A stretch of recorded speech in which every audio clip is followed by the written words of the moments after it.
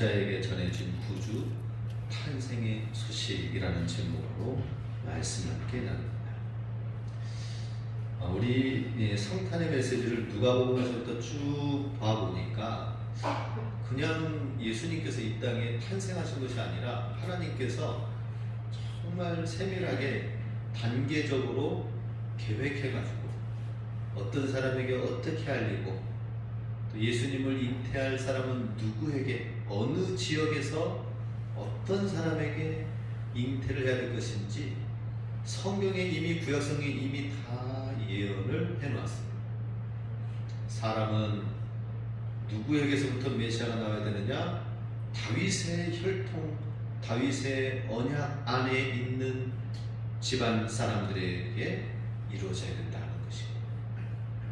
그리고 이 베들레헴이라는 작은 동네지만은 이미 미가서 5장 2절 말씀에 미가서 선지자를 통하여서 예언을 해놓으면서 작지만은 주 예수님이 임하실 탄생하실 장소를 하나님께서 미리 계획하시고 말씀해 주셨다라고 하는 것입니다. 그리고 아기 예수님이 태어나셨죠. 오늘 본문은 아기 예수님이 탄생하시는데 그 탄생한 그 순간에 다른 밖에 있는 사람들의 모습은 어떤 상황이었는가? 탄생하실 때에 예수님은 어떤 환경 속에서 사람들 속에서 환영을 받으면서 왔는지 나셨는지를 보여주고 있습니다. 오늘 8절 말씀에 보면은 주님의 기쁜 탄생 소식이 다른 누구도 아닌 목자들, 목동들에게 전해졌다고 하는 것입니다. 8절 같이 있습니다. 그 지역의 목자들이 밤에 밖에서 자기 양떼를 지키더니. 예수님의 이 탄생의 소식이 전해져야 되는데 옛날에 이 로마의 황제가 태어났다면은 로마 황제가 왕이 될 만한 왕자가 태어났다라고 한다면은 그 주변에 있는 로마의 원로원들이라든지 귀족사회, 로마의 귀족사회와 계급이 있는 사람들 사이 속에 쫙 퍼지면서 그래가지고 큰 잔치를 벌이면서 그 황제의 궁궐에서 탄생 소식을 다 모든 사람들한테 화려하게 알렸습니다.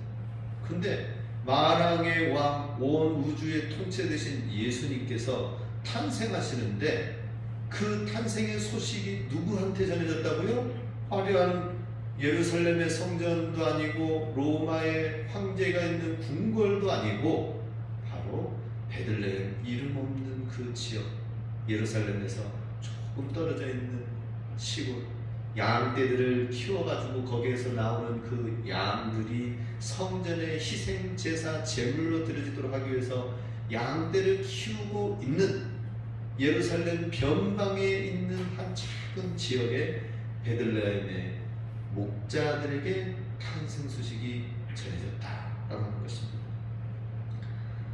참 이것은 예수님 하나님의 놀라운 상상을 할 수 없는, 생각하지 못하고 예상하지 못했던 그런 일이라는 것이죠. 목자는 그때 당시 아주 천시된 직업이었습니다.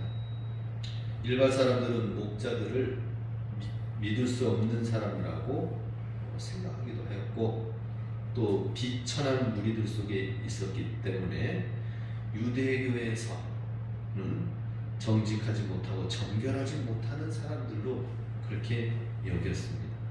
그런데 하나님께서 이렇게 비천한 무리 속에 있는 사람들에게 하나님의 구원의 소식이 먼저 전파되었다는 것입니다.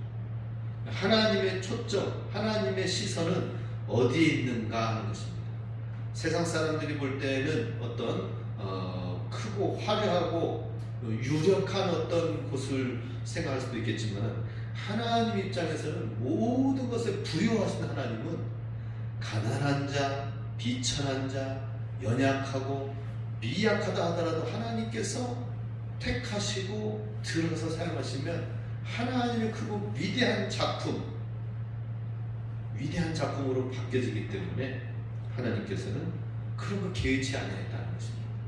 우리 성도님들도 하나님 안에서 하나님의 놀라운 역사는 사람의 기준과는 다르다는 사실을 알고 늘 주님이 나를 얼마든지 어디든지 어떤 모양으로든지 사용하실 수 있다는 사실을 알고 주님만 바라보시기 바랍니다. 주님을 향한 믿음을 갖는 게 중요합니다. 그리고 작고 연약하고 부족하지만 하나님이 그러면 나를 통해서 어떻게 사용하실 것인가 기대해야 됩니다. 우리 저거 히터 좀 꺼주세요. 조금 이제 또 더워지면은 졸음이 올 수도 있고 또 공기가 또 너무 탁해지면은 정신이 맑지 않을 수가 있고요. 또 코로나 시기에 또 너무 뜨겁게 있어도 건강이 별로 좋지 않습니다. 목자들에게 하나님께서 이렇게 먼저 나타내신 데에는 하나님께서 특별한 계획과 은혜가 있다라고 하는 것입니다. 하나님의 복음이 제일 먼저 누구에게 전파되었는가? 그것은 바로 그때 당시에 사회적으로 참대한 자들에게 먼저 전해졌다라고 하는 것입니다. 그 예수님은 이 목자들에게 하나의 증표를 보여주셨습니다. 왕으로 메시아로 오신 그 예수님은 베들레헴에 가면은 우리 12절 한번 읽어볼까요? 12절 너희가 가서 강보에 쌓여 구유에 뉘어 있는 아기를 보리니 이것이 너희에게 표적이니라 하더니 목자들에게 천사를 통해서 하나님께서 말씀하신 것은 무엇이냐? 아기 예수 탄생하신 그곳에 표적을 보게 될 텐데 강보에 쌓여서 구유에 놓여있는 아기가 메시아다라고 하는 사실을 보여줬습니다. 그때 당시에 공교롭게도 저쪽에서도 여기 예수님뿐만 아니라 비슷한 시기에 저쪽에서도 태어나가지고 응애응애 할 수도 있잖아요. 그죠? 그러면 그분이 메시아가 될 수도 있잖아요. 메시아로 인정되어지고 착각해가지고는 다른 집집마다 두드릴 수 있을 거 아니에요. 베들레헴에 어디에 메시아가 태어나셨습니까? 어느 집에 문을 두드려야 됩니까? 라고 할 때에 그럼 가서 경배하고 찬양을 해야 되는데 하나님이 사인을 보여주셨습니다. 표적을 보여주셨습니다. 다른 어느 집의 문을 두드리지 말고 강보에 쌓인 것에 구유 안에 있을 것이니까 외양간 있는 집으로 가라라는 것입니다. 이때 당시에는 참 2000년 전이기 때문에 굉장히 가난했어요. 그래서 이 짐승이라고 하는 것은 소와 양과 이런 것은 굉장히 귀한 것이죠. 양떼들이야 뭐 저기 들에서 키우지만은 소라든지 낙이라든지 이것은 굉장히 귀한 것에 속합니다. 집안에 일을 할 수 있는 노동력이 되는 거죠. 그래서 옛날에 우리도 소를 얼지 않게 하기 위해서 집 안에 가까이에 항상 가까이에 두었습니다. 그죠? 외양간이 그랬죠? 이 팔레스타인에 있는 외양간도 집이 뭐 여러 채만 있는 것이 아니라 사람이 사는 집 한 채, 그리고 거기서 약간 밑에 낮춰가지고 조그만 밑에 단에다가 또 방 조그만 거 만들어 놔가지고 외양간을 만들어 놨습니다. 그래서 문을 열면은 소들이랑 같이 크는 거예요. 같이 살아가는 거예요. 겨울에는. 네. 그래서 추위를 보낼 수 있도록 하였던 것입니다. 그 짐승들과 같이 살려니까 굉장히 냄새가 많이 나죠, 그죠? 그 가난한 자들의 일반 서민들의 가정은 그랬습니다. 근데 조금 더 형편이 나은 집은 외양간이 좀 약간 바깥에 떨어져 있어서 별도로 있었다는 것이죠. 아무튼 예수님께서는 외양간이 있는 그 집에 사람이 묵을 수 있는 여간의 사람들이 거할 수 있는 곳이 방이 없기 때문에 저쪽에 있는 떨어져 있는 외양간에서 우리에서 낳도록 환영을 받지 못한 상태에 있었습니다. 예수님의 이러한 표적은 바로 어떻습니까? 목동들이 찾아가서 찾기에는 베들레헴에 외양간 있는 집은 누구네 집이 그래도 조금 여유 있고 그래도 외양간이 바깥에 있는 집은 누군지 대략적으로는 알겠죠, 그죠? 예. 그래서 이제 찾아가서 보니까 거기 예수님이 진짜 있는 거예요. 그러면 왕이신 하나님을, 예수님을 찬양하고 경배하러 가는 데 있어서 외양간에서 태어났다. 이건 무엇을 뜻합니까? 만약에 이 비천한 목자들이 밤에 양을 지새우면서 양을 보호하고 키웠던 이 목자들이 바로 왕이신 예수님이 궁궐에 태어나셨다면은 그 궁궐문을 열고 가서 예배와 경배와 찬양을 드릴 수 있었을까요? 너희들 누군데 이 밤에 왔느냐? 물리쳤을 것입니다. 그죠? 그런데 외양간에 마리아와 요셉 외에는 없으니까 어때요? 가서 그 천사들의 소식을 통하여 이렇게 왕이신 예수님을, 메시아를 우리가 경배하러 왔습니다 라고 했을 때에 거기에는 또 동방박사들도 같이 있을 수도 있겠고 그렇겠지만 목자들이 생각했을 때는 어때요? 닫혀져 있는 문이 없어요. 그냥 가서 왕이신 예수님께 경배하고 찬양하면 되는 것입니다. 하나의 사인과 표적을 주신 것은 무엇입니까? 아무나 오시오라고 하는 것이죠. 예수님, 왕이신 예수님을 만나는 데 있어서, 구원받는 데 있어서 그 모든 문턱을 다 열어놓고 비천한 자도 와서 예배를 하고 경배하도록 하였다는 것입니다. 그러니 하나님께서는 하나의 표적을 주면서 가난한 목자들에게 나타나서 먼저 소식을 전하고 구유에 당신이 예수 그리스도께서 태어나셔서 아무나 와서 경배하고 찬양할 수 있도록 문을 열어놓은 모습을 볼 때에 하나님께서는 구원하기 위해서 이 땅에 오셨는데 궁궐에 태어났었더라면 예수님 만나기도 쉽지 않았을 것 같아요. 그죠? 아마 궁궐에 태어났어도 만약에 예수님이 궁궐에 태어났었더라면 그러면은 아마 버릇없이 크지 않았을까? 예수님도. 그죠? 내가 이렇게 나름대로 잘 지냈는데 저 누추한 곳에 내가 어떻게 가서 사역을 하느냐 이렇게 할 수도 있을 거예요. 예수님께서는 정말 낮은 데서부터 사역을 시작한 것을 보게 됩니다. 아무런 꾸밈도 없이 가난한 그 자체의 삶 속에 왕이신 예수님이 성육신에서 들어오셨다는 것입니다. 하나님께서 탄생의 소식을 목자들에게 보이시고 그 표적으로 말구간에 가서 강구에 쌓인 예수를 보고 그에게 경배하러 간 데에는 모든 영혼이 다 주님 앞에 나와 경배하고 예배드릴 수 있도록 하기 위해서 하나님이 얼마나 예수님이 낮아지셨는가 하는 것을 보게 됩니다. 누구든지 예수님을 영접하면 하나님의 구원의 영광을 보게 되는데 그런데 하나님 예수님이 이렇게 문을 낮춰놔도 사람들이 예수님 앞에 나와서 예수님을 믿기만 하면 구원받는다는 이 놀라운 사실, 놀라운 소식을 받아들이지 못하니 얼마나 안타깝습니까? 그죠? 주님을 믿는데 왜 이렇게 힘들어요?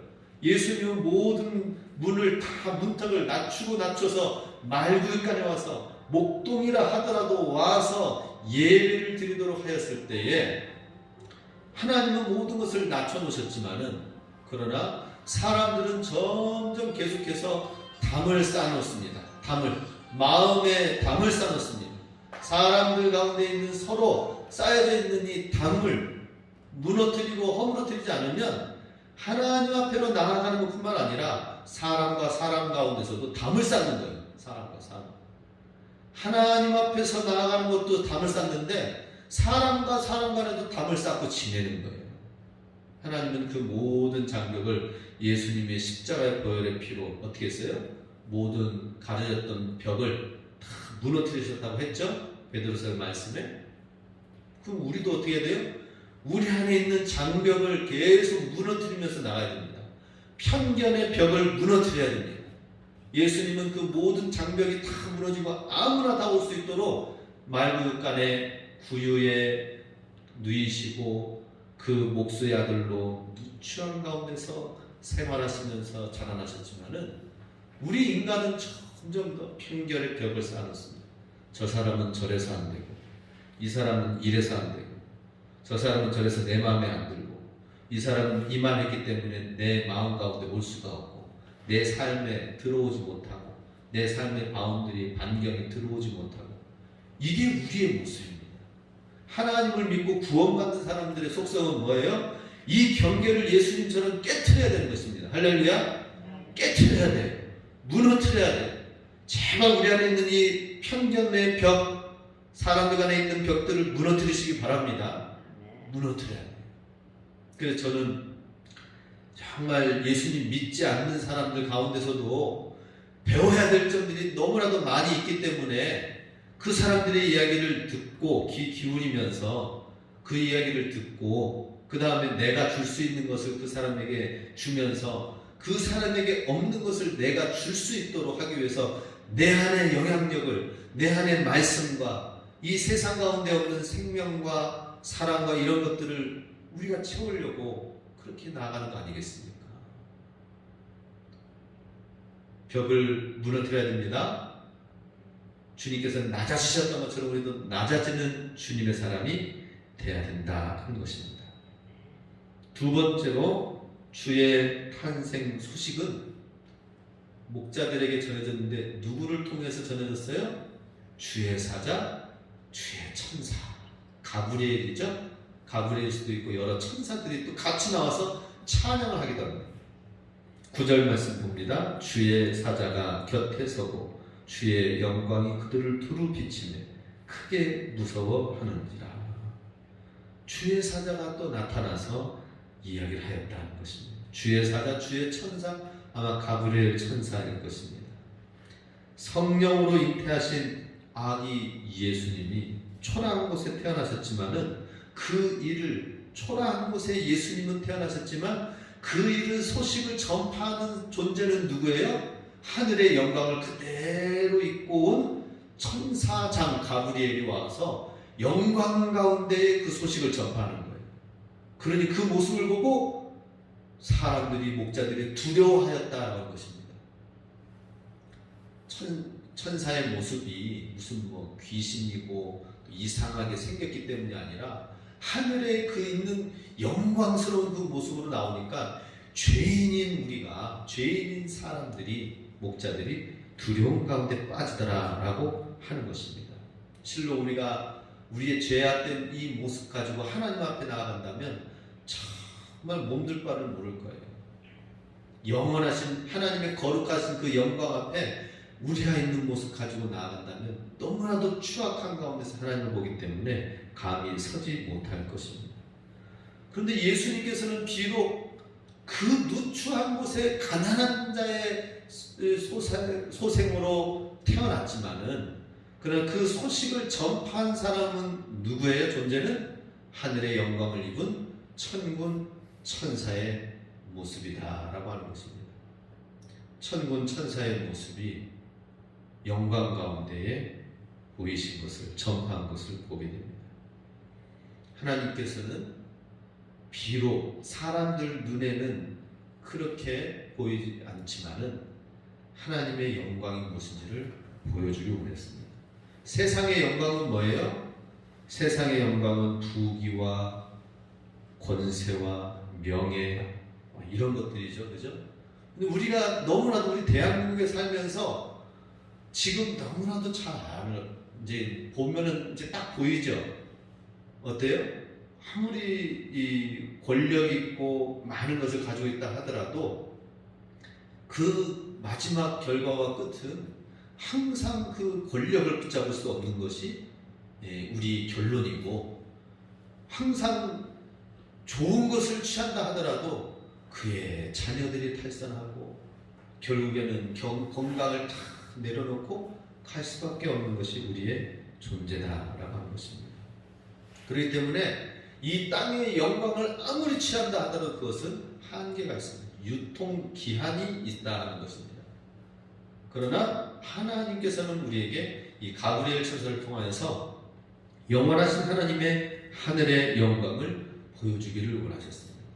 그래서 비록 예수님은 초라한 모습으로 이 땅에 오셨지만은 하늘의 영광을 가지고 전파한 이 천사 가브리엘 주의 사자를 목자들 앞에 세웠다는 것입니다.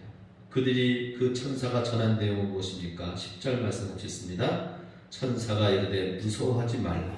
보라 내가 온 백성에게 미칠 큰 기쁨에 좋은 소식을 너희에게 전하노라. 큰 기쁨의 좋은 소식, 그것은 뭐예요? 11절 오늘 다윗의 동네에 너희를 위하여 구주가 나셨으니 곧 그리스도 주시니라. 온 백성에게 미칠, 모든 사람에게 미칠 큰 기쁨의 좋은 소식, 그것은 바로 구주 예수 그리스도가 이 땅에 탄생하셨다라고 하는 사실입니다. 예수님의 탄생, 예수님이 탄생하셔서 이 땅에 구원자로 오셨다 하는 사실은 어떤 의미입니까? 우리 생애 가운데 예수님이 계시기 때문에, 예수님이 함께 하시고 예수님이 구원자로 계시기 때문에 우리가 소망이 있다 하는 사실을 우리는 깨달아야 되는 것입니다. 천사가 하나님의 큰 영광을 가지고 보여준 사실은 무엇입니까? 하늘의 영광을 보여주기 원하는데 그 영광은 뭐예요? 바로 지금 이 갓난아이, 초라하지만 갓난아이의 모습, 예수님. 근데 그 예수님은 지금은 초라한 육신의 모습이지만 나중에는 철장을 가지고 모든 하늘의 영광을, 권세를 입어가지고 다시 주님이 오시잖아요. 그죠? 하늘의 영광을 가지고 오셔서 모든 새하늘과 새 땅을, 옛 땅의 터전들은 다 없어지고 불살라 없어지고 새하늘과 새 땅에 그 땅의 왕이신 예수님으로 오실 때에 예수님이 지금 초라하다고 영접하지 아니하고 예수님을 기뻐하지 아니하는 모든 사람들은 그때 슬픔 가운데에서, 영원한 멸망 가운데에서 거하게 될 것이지만, 지금 예수님을 알아보고 예수님의 계심을 기뻐하는 자, 예수님이 내 생애 가운데에 계심을 기뻐하는 자는 하나님께서 그를 높여주실 것입니다. 다른 어떤 우리가 잘나서가 아니라 뭐예요?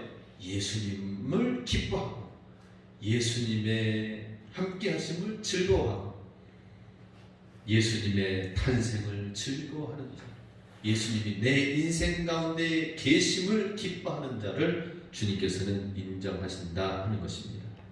주의 천사를 통한 하나님의 영광을 우리도 볼 수 있길 원합니다. 지금은 하나님의 영광 우리가 눈으로 볼 수 없습니다.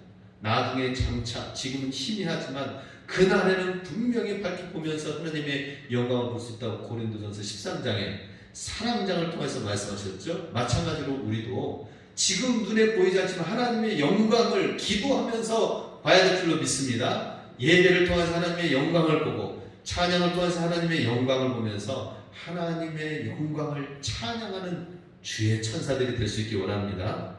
그래서 천사들의 모습은 그 다음에 어떤 모습이 나옵니까? 13절 소련이 수많은 천군이 그 천사와 함께 하나님을 찬송하여 이르되, 천군 천사들이 찬양을 하였다라고 하는 것입니다. 호련이라는 것은 갑작스럽게 가브리엘 천사만 그 소식을 전파하는 줄 알았더니 그 배후에 천군 천사들이 갑자기 나타나가지고 찬양을 하는 거예요. 천군 천사라는 것은 우리 가끔씩 그 그림을 본 기억이 있을지 모르겠는데, 예수님이 땅에 있고 그리고 천군 천사가 뒤에서 구름 위에서 막 쫙 빽빽하게 있는 그런 성화 본 적이 있으신가요? 보신 적이 있으실 거예요. 그 정도로 천군 천사가 하나님 예수 그리스도를 찬양하기 위해서 이 땅에 탄생하심이 너무나도 하나님의 큰 기쁨의 구원의 순간이기 때문에 지금 비록 육신 가운데서 예수님 입장에서는 정말 기분이 별로 안 좋으셨을 거예요. 그죠? 하늘의 영광을 다 버리고 추운 갓난아기의 모습으로 아무것도 없는 모습으로 뿅 하고 나타났을 때에 그 산도의 그 고통과 그 나오면서 응애응애 하면서 나오면서 세상을 향해서 아무것도 모르는 제한된 육신 가운데 있는 예수님은 정말 예수님 입장에서는 참 기분이 거시기 했을 거예요. 그죠? 그런데 하나님의 계획 가운데서는 지금 이 탄생한 이 순간이 놀라운 하나님의 구원의 시작이 이제 되어진 거죠. 그 시작의 놀라운 대역사가 이제는 하나님이 일하시고 이 예수님의 인생을 통하여서 하나님의 구원의 놀라운 역사가 말씀이 나타나고 십자가의 구원의 사역이 이루어지고 순종이 이루어지면 놀라운 일들이 일어나면서 예수님을 통한 구원의 사역이 펼쳐지니까 천군 천사를 다 동원해가지고 하나님의 찬송의 역사가 나타났다는 것입니다. 그래서 지금 이 천군 천사의 찬송은 정말 이 역사가 지금까지 기독교 역사가 오면서 글로리아라고 하는 그 영광이라고 하는 대합창곡의 수많은 찬송의 캐럴과 찬양의 기초가 되어진 것이 바로 오늘 이 말씀입니다. 천군 천사들이 나와서 한 모습은 요한계시록에도 나와 있는데요. 5장 11절에 내가 또 보고 들음에 보좌와 생물들과 장우들을 둘러싼 많은 천사의 음성이 있으니 그 수가 만만이요 천천이라. 엄청나죠? 예, 엄청난 수만 수천의 천사들이 마지막 때에는 주님 보좌를 중심으로 해서 펼쳐지게 될 것인데, 우리도 그 천군 천사들의 찬양을 우리가 미리 지금 이 땅 가운데서 부르고 노래하고 연습하다가 하나님 앞에 갔을 때, 주의 보좌 앞에 갔을 때에 놀라지 않겠죠? 그죠? 예. 그 내용이 무엇입니까? 14절에 지극히 높은 곳에 하나님께 영광이요 땅에서는 하나님이 기뻐하시는 사람들 중에 평화로다 라는 이 말을, 이 노래 찬양을 하였습니다. 뭐예요? 하나님께 영광, 하나님께 높이 계신 하나님께 영광. 천사들의 찬양의 초점은 뭐예요? 하나님께 영광 돌려라 라고 하는 것입니다. 영광. 목자들아 하나님께 영광 돌려라. 우리도 하나님께 영광 돌리기 위한 삶이 되도록 하기 위해서 늘 찬양으로 입술로 고백해야 됩니다. 하나님, 내가 영광 돌리게 해 주시옵소서. 그래야 됩니다. 우리 삶이 자꾸 위축되어지고 그래서 쓸모없는 그러한 존재로 생각되어지는 것이 아니라 하나님께 영광 돌릴 존재라는 것을 우리가 내가 스스로 깨닫고 우리가 서로에게 격려하는 것입니다. 하나님께 영광 돌릴 존재, 하나님께 마땅한 존귀를 올려드릴 그런 찬양을 우리가 해야 된다라고 하는 것입니다. 땅에서는 하나님 기뻐하시는 사람들 중에 평화로다. 이것은 하나님의 은혜를 입은 자에게는 하나님이 세상이 알지 못하는 평안을 주신다라는 것입니다. 세상이 알지 못하는 기쁨을 주신다. 세상이 알지 못하는 놀라운 그 마음 가운데 즐거움을 주신다라는 거예요. 찬양이 어려운 게 아니에요. 하나님의 은혜를 입으면 하나님 내 안에 들어오셔서 하나님의 은혜를 경험하고 체험하면은 내 안에 기쁨과 즐거움이 있어요. 제발 좀 하나님의 이 놀라운, 하나님이 주시는 이 은혜와 기쁨이 있으면 그냥 헤헤거리고 막 웃으면서 너무 평안해가지고 저 사람 미쳤다라고 얘기할 정도로 그러면서 좀 한번 다니는 사람이 있었으면 좋겠어요. 할렐루야. 꿍 해가지고 표정 막 어둡게 해가지고 다니지 말고 하나님이 세상이 알지 못하는 평안, 하나님의 은혜를 입은 자에게 주시는 이 기쁨과 이 평안을 누리는 자. 로마 이 시대 당시에는 황제가 워낙 나라를 전 세계를 통일해가지고 로마 제국을 그 다음에 400년, 500년 동안 계속 통치해 나가는 과정 속에서 팍스 로마라고 해가지고 로마의 평화를 이루자. 전쟁이 없도록 하면서 전쟁 모든 적들을 다 쳐부수면은 그 나라 안의 백성들은 평화로울 것이다 해가지고 로마의 평화를 목표로 잡았어요. 그죠? 전 세계를 다 제패하니까 뭐 싸움의 대상이 있습니까? 없습니까? 없죠. 그런데도 전쟁이 끝나면은 백성들이 평화로울 줄 알았더니 그 평화가 아니네. 로마 사람들한테 이 전쟁이 없이 평화가 주어지니까 어때요? 거기에 타락이 있고 술과 마약과 서로 권력을 싸우고 내가 더 높은 자리에 올라가려고 하고 이 인간의 본성이 여전히 있기 때문에 그게 평화롭나요? 아니죠. 황제들은 감히 제대로 음식 못 먹었어요. 언제 나를 자객을 보내가지고 독살할 것인가 두려운 가운데 있어요. 실제로 여러 로마의 황제들 결말이 어떤 줄 아십니까? 밑에 부하가 와가지고는 목숨을 앗아가고 또 부하가 말 충성스럽게 잘 들으면은 배다른 형제가 와가지고는 또 그 자리를 차지하고 그럼 그것만 있습니까? 헤롯 대왕 로마의 황제 네로는 혹시 내 자리를 내 부인이 자리를 욕심내는 거 아니야? 부인까지 죽여요. 이거 혹시 내 자리를 자식이 내 위협해가지고 나를 어떻게 하는 거 아니야? 자식까지 죽입니다. 그게 로마의 평화인가요? 아니죠. 아무리 요즘에 부유한 자녀들 가정의 그 회장의 자녀들 가운데서는 연예인들 가운데서는 돈을 많이 갖는다 하더라도 문제가 자꾸 생겨요. 프로포폴을 해가지고 막 마약과 정신성 더 평화롭고 더 쾌락과 더 그런 것을 추구하다 보니까는 마약의 마지막에는 손을 대는 것을 보게 됩니다. 안타깝죠? 진정한 평화는 그게 아니다라는 사실이죠. 하나님께서는 정말 없지만 부족하지만 하나님 때문에 갖는 평화, 하나님이 주시는 기쁨, 하나님만이 주시는 즐거움, 이거를 우리가 잘 누릴 수 있다면 그게 진정한 행복한 주님의 자녀인 것을 믿으시기 바랍니다. 이것이 우리 안에 있으면서 주님을 찬양하면서 천국에 가서 하나님 내가 천국에서 와서 누려야 될 것을 지상 가운데 육신의 삶에서 하나님과 동행하면서 누리다가 왔습니다. 이 고백과 이 간증을 대신해야 됩니다. 천국 가서는 그죠? 천국 가서는 아이고 하나님 나 죽을 뻔했었는데 왜 나 빨리 안 내려왔어요? 이렇게 하면 안 됩니다. 예. 힘들어 죽겠는데 삭신은 쑤시고 육신은 연약하고 통증이 있고 그러잖아요. 그죠? 빨리 하나님 나 좀 데려가 주세요. 이렇게 하는 경우도 있는데 그렇게 하면 안 된다고요. 그런 가운데서도 하나님이 내게 은혜 주셔서 이 육신의 고통, 통증 모든 것들 정말 그럼에도 불구하고 하나님 찬양하면서 왔으니 잘했죠? 응, 잘했다. 이게 돼야 되는데 안 되고 하나님 언제가는 다른 사람들은 어떻게 쓰는지 하루라도 더, 한 시간이라도 더 살려고 그냥 막 하는데 오늘 뉴스 보니까 인도네시아에서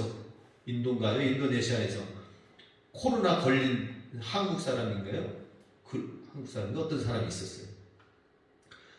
한국 사람, 우리나라 사람이 코로나에 걸렸어. 위중하고 그러니까는 이 인도보다 우리 한국이 오히려 더 의학이 더 낫고 그러니까 한국 가겠다 가지고 그 사람 부장가가 응급 비행기를 보내온 거예요. 앰뷸런스를 불렀어요. 그런 게